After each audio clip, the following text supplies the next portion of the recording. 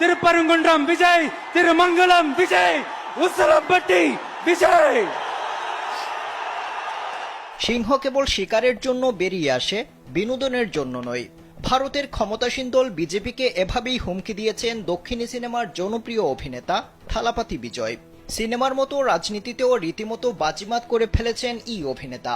ভারতের ক্ষমতাসীন দল বিজেপিকে আদর্শিক শত্রু আখ্যা দিয়ে রীতিমতো আলোড়ন সৃষ্টি করেছেন তিনি।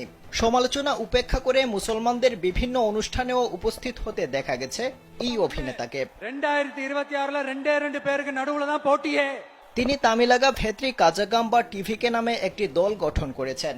2026 সালের তামিলনাড়ু বিধানসভা নির্বাচনে লড়বে তার দল।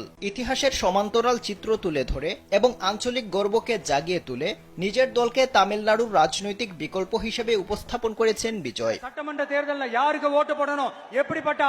ভারতীয় গণমাধ্যম জানিয়েছে, দলের দ্বিতীয় রাজ্য সম্মেলনে বক্তৃতা দেওয়ার সময় অভিনেতা ও রাজনীতিবিদ থালাপাতি বিজয় টিভিকের প্রতি সমর্থন আদায়ে প্রতীকবাদ, তীক্ষ্ণ রাজনৈতিক বার্তা এবং আবেগপূর্ণ আবেদন ব্যবহার করেছেন।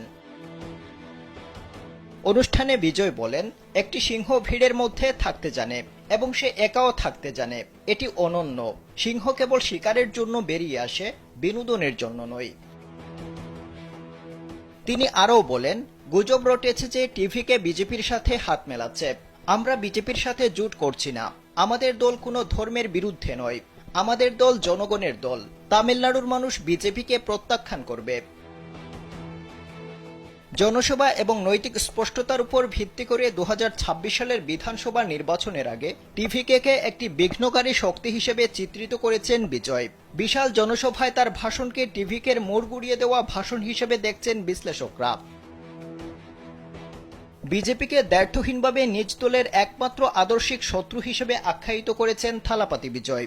আর টিভিকের প্ল্যাটফর্মকে অভিহিত করেছেন বিজেপির জনবিরোধী নীতি এবং কেন্দ্রীভূত শাসন মডেল বলে।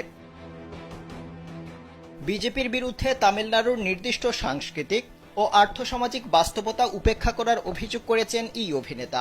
এছাড়া ভারতের প্রধানমন্ত্রী নরেন্দ্র মোদীকে সরাসরি চ্যালেঞ্জ জানিয়ে তিনি বলেন, এনইটি বাতিল করুন। আপনি কি এটা বাতিল করতে পারবেন নরেন্দ্র মোদী আগারওয়াল?